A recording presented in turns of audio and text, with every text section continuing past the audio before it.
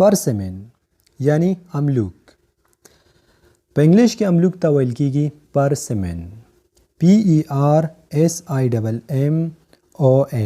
PERSIMMON persimmon یعنی املوک. یو ځل ما سره ووایه persimmon یعنی املوک. اوس امرود ته څه ویل کیږي؟ امرود څنګه چې تاسو ته په دې تصویر کې ښکاري. guava یعنی امرود. لیچی تاسو ته چې په دې تصویر کې ښکاري دې ته په انګلیش کې هم لیچی ویل کیږي. لیچی په انګلیش کې ورته ویل کیږي او په پښتو کې هم ورته ویل کیږي.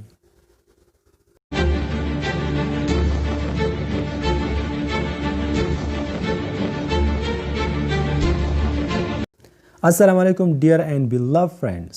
I'm your host Ali او نن په دغه ویډیو کې په دغه سبق کې به موږ زده کوو لس د هغه فروټو نومونه کوم چې زموږ په روزمره زندګۍ کې استعمالي، کوم چې موږ هر طرف ته ګورو. او زه امید کوم چې دغه ویډیو سره به ستاسو انګلیش نور هم مضبوط شي. خو که تاسو چېرته زموږ چینل سبسکرایب کړی نه وي نو مهرباني وکړئ زموږ چینل سبسکرایب کړئ، ځکه چې هره ورځ موږ ویډیو اپلوډ کوو نو د ټولو نه مخکې به تاسو نوټیفیکیشن رسي او تاسو به کولی شئ چې د دغه ویډیو نه پوره فایده واخلئ. چیری تاسو چې په دې تصویر کې اوس څه ښکاري دې ته په انګلیش لینګویج کې ویل کیږي چیری. په یاد وساتئ چیری. زیاتره خلک وایي چیری خو دا چیری نه دی، چیری.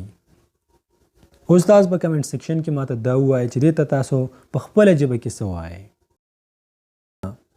څنګه چې تاسو ته په تصویر کې ښکاري هندوانې ته ویل کیږي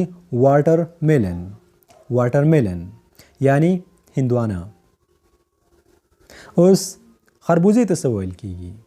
هندوانې ته خو ویل کیږي واټرمیلن. خو په یاد وساتئ د واټرمیلن نه چې کله واټر لرې شي یعنی صرف میلن MELON میلن نو د میلن مطلب دی خربوزه.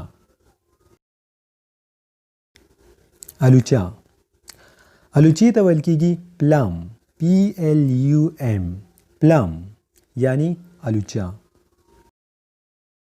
کجوري ته څه ویل کیږي؟ کجوري ته ویل کیږي date DATE date یعنی کجوره.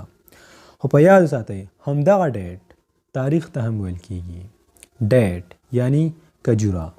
او چوارې ته ویل کیږي ډرای ډیټ ډرای DRY ډرای ویل کیږي وچ ته. ډیټ یعنی کجوره، وچه کجوره یعنی چواره.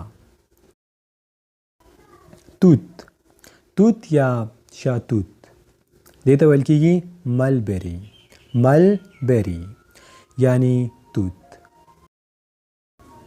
لوکاټ په تصویر کې چې تاسو څنګه ښکاري دې ته په پښتو کې ویل کیږي لوکاټ او په انګلیش کې ورته هم ویل کیږي لوکاټ.